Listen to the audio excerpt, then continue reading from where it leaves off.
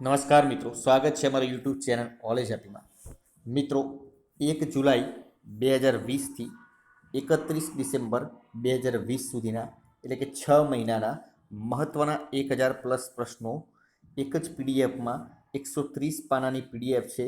જો તમે તે કરંટ અફેર્સના પ્રશ્નો ખરીદવા માગતા હોય 130 પાનાની પીડીએફ તો ફક્ત 20 રૂપિયામાં, જેની લિંક ડિસ્ક્રિપ્શનમાં તેની લિંક આપેલી છે. તે લિંક ઉપરથી જઈને તમે આ પીડીએફ 20 રૂપિયામાં ખરીદી શકશો. તો ચલો મિત્રો, હવે આપણે આજનો વિડીયો શરૂ કરીએ. તો મિત્રો, ગુજરાતનો ઇતિહાસ part number 9, police constable test paper 9. 25 પ્રશ્નોનો સમાવેશ કરેલ છે. 25 પ્રશ્નોમાંથી કેટલા પ્રશ્નો સાચા પડે તે તમારે કોમેન્ટ બોક્સમાં જણાવવાના છે. તો ચલો મિત્રો, શરૂ કરીએ 176 નંબરના ક્વેશ્ચનથી. ગુજરાતના નીચે દર્શાવેલ શાસકોની કાળક્રમ અનુસાર ગોઠવણી કરો. સાચો જવાબ રહેશે 176 નંબરના ક્વેશ્ચનમાં બી ઓપ્શન. એટલે કે આ પ્રશ્ન મિત્રો ઘણીવાર ઘણી પરીક્ષાઓમાં પૂછાયેલો છે.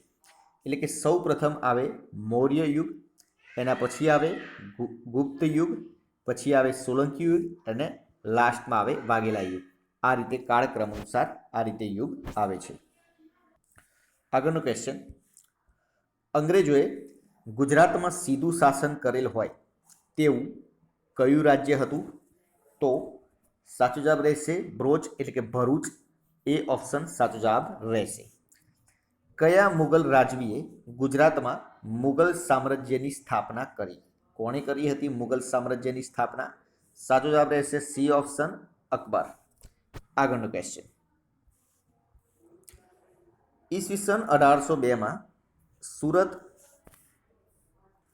સુરત આપીને બ્રિટિશ સામ્રાજ્યમાં જોડાવાની સંધિ કોણે કરી હતી? સાચો જવાબ રહેશે એ ઓપ્શન દામાજી ગાયકવાડે. આગળનો ક્વેશ્ચન, કયા યુગ દરમિયાન ઈરાનના ઝરથોસ્ત્રીઓ પોતાના ધર્મને બચાવવા વતન છોડીને ગુજરાતમાં સંજાણ બંદરે આવીને વસ્યા અને પારસી થયા? ક્યારે? તો 180માં સાચો જવાબ રહેશે અનુમૈત્રક યુગમાં. એટલે કે સી ઓપ્શન સાચો જવાબ રહેશે. આગળનો ક્વેશ્ચન, કયા રાજવીના શાસનકાળ દરમિયાન છત્રપતિ શિવાજીએ 2 વખત સુરતમાં લૂંટ ચલાવી હતી? કોના શાસનમાં? સાચો જવાબ રહેશે બી ઓપ્શન ઔરંગઝેબના. ઈસવીસન 1407માં બીરપુરમાં ગુજરાતના સ્વતંત્ર મુસ્લિમ શાસનકાળની સ્થાપના કોણે કરી હતી? સાચો જવાબ રહેશે ડી ઓપ્શન મુઝફ્ફર શાહ પહેલો. આગળનો ક્વેશ્ચન, ઈસવીસન ખાલી જગ્યામાં ગાંધીજીએ પોતાના 78 સાથીઓ સાથે મીઠાના કાયદાનો ભંગ કર્યો. મિત્રો, આ પ્રશ્ન ઘણી પરીક્ષાઓમાં અલગ અલગ રીતે પૂછવામાં આવે છે. સાચો જવાબ રહેશે ડી ઓપ્શન 1930માં. ઈસવીસન 1972માં ગુજરાતની ચોથી વિધાનસભાની કુલ બેઠકો કેટલી હતી? સી ઓપ્શન સાચો જવાબ રહેશે 168.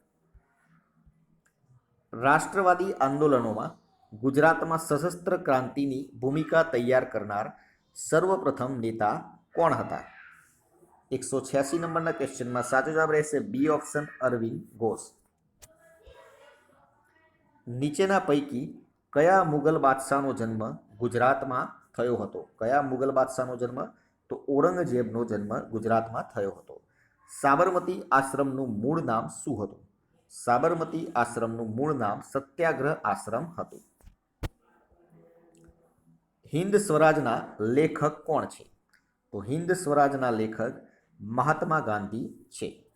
આગળનો ક્વેશ્ચન, અમદાવાદની ફરતે 12 દરવાજા ધરાવતી દિવાલ કોણે બનાવી હતી? તો સાચો જવાબ રહેશે એ ઓપ્શન મોહમ્મદ બેગડાએ. ગિરનારની તળેટીમાં કયા રાજવીના શિલાલેખો છે?